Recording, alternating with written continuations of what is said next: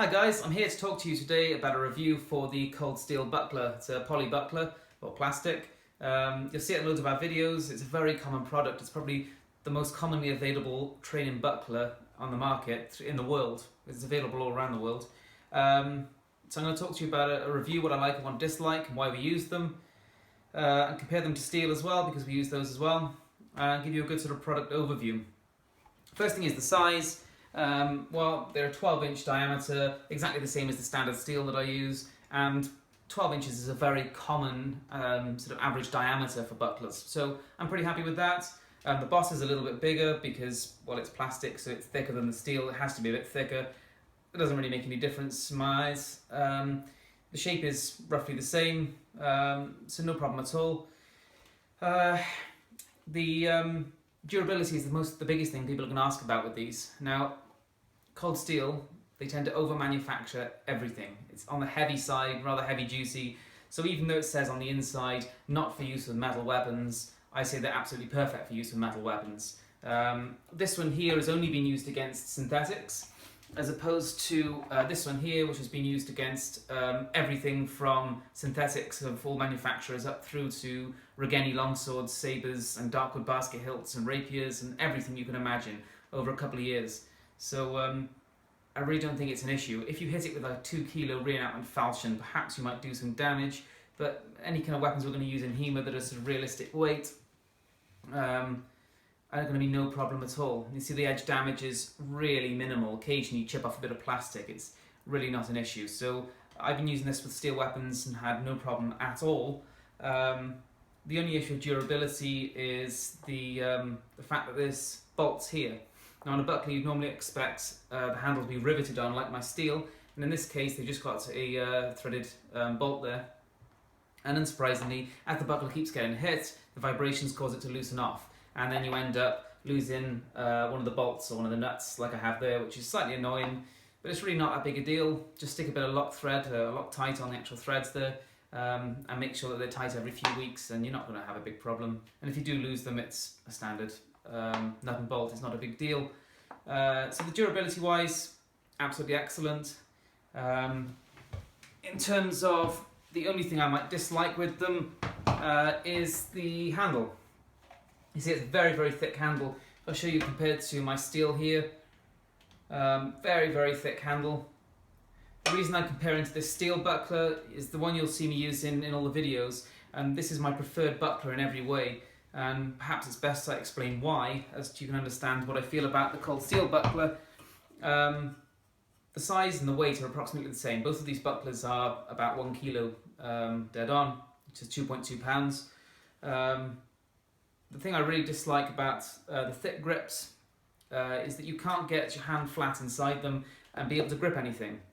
2 reasons this is useful, and I really like it. Although some people like to have a grip that's flush with the actual buckler, I actually far prefer it slightly raised up like this, and I've handled quite a lot of originals that are raised up like this. There are plenty of originals that are flat, there are plenty that are raised up, so it's just a personal preference thing. But for me, I like to have it raised slightly, and that is, you can actually get the hands nice and flush like this, which allows some interest in more sort of movements within the fight, but more substantially and more significantly is because this grip is flat, when a blade rests against it, you can grab it like this. And there's plenty of space to grab an opponent's blade, and that's quite useful. And mentioned in quite a few sword and buckler treaties and manuals, you can actually grab the blades of your opponent in your buckler hand, which when you've got a big fat grip like the Cold Steel ones, you really can't. So in terms of comfort, it's all nice and round. It's really quite comfortable to use, but you can't use some of the open hand stuff that you can with a flat grip like that. So that's why I favour the steel over the synthetic, as it allows a grip shape that I far, far prefer. It also sounds good when it gets hit. You get a bit of a dull thud with the Cold Steels, and you actually use real steel, and it really makes some nice sounds when you're using, particularly when you're using steel swords, or even when using synthetics against them. So I have a slight preference for steel bucklers. However, the huge advantage of the Cold Steels is that they're off the shelf available in pretty much every country in the world, I should imagine. Certainly all the ones I've ever looked at. The price is good. And yes, you can get steels for the same price as the Cold Steel, but I'll go into why I'm not such a fan of that in some ways later on. So it's off the shelf available, 1 kilo or 2.2 pounds in weight, which is perfectly acceptable. I've handled originals anything down to 500 grams up to about 1.1 kilos. That would be the heavy end. So these are 1 kilos. They're not particularly light, but they're okay. They're nothing too ridiculous. And therefore, would I recommend the cold steel bucklers? Absolutely yes. Whether you use in some kind of steel weapon or synthetics, they're cheap, they're easily available, they're durable, and they're comfortable. So that's all good. And unless you're particularly fussed about being able to get the hand like this and grip things, which I like to be able to do, it's a nice little feature on top, then they're perfectly fine. And now going back to the steel, essentially the advantages and disadvantages compared to this. Well, we use synthetic swords and we use steel swords, and we use each of them against each of the bucklers, and it's been no problem whatsoever. We use the Night Shop swords, which are Red Dragon stuff, we use the Black Fencer stuff, and we use steel training swords from Denelli, Darkwood, Regeni, all different other manufacturers, and we use all of those against both kinds of bucklers and have had no problems whatsoever.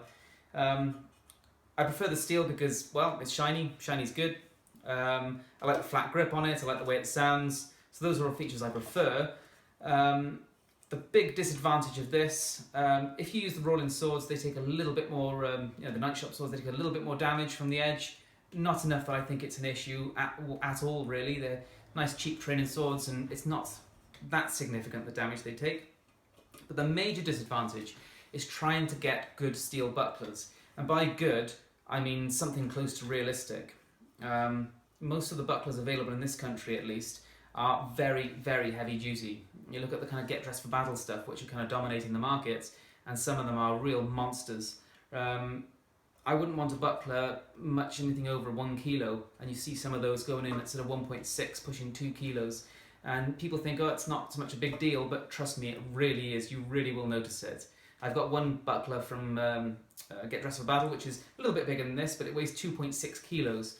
Now, to put that in perspective, 2.6 kilos is the weight of some Montantes and Zweihanders. It's an awful lot of weight. I would say the absolute maximum upper limit you'd ever want a buckler of this size, maybe 1.2, 1.3 kilos. If it's anything over that, it's just way too overweight. And again, how heavy does a buckler need to be? Well, it needs to be as heavy as it needs to be to withstand blows and not break or hurt you. Well, this buckler has had 6 years of heavy usage, has never even been reshaped, so it does not ever need to be any thicker than this. So yeah, try and find a good buckler supplier. The one who made this is now out of business, so that's a slight problem, and I'm still looking for good buckler suppliers myself. So yeah, try and find a good steel buckler around 1 kilo with a nice flat grip like this, and let me know. So yeah, there's some downsides to the steel bucklers in terms of actually sourcing good ones. So going back to the cold steel, yeah, you can get it off the shelf, you can have it next day delivery from most places, I should imagine. It's cheap and it works well with all your weapons. So yes, I would recommend it, it's an excellent product. Thanks for watching.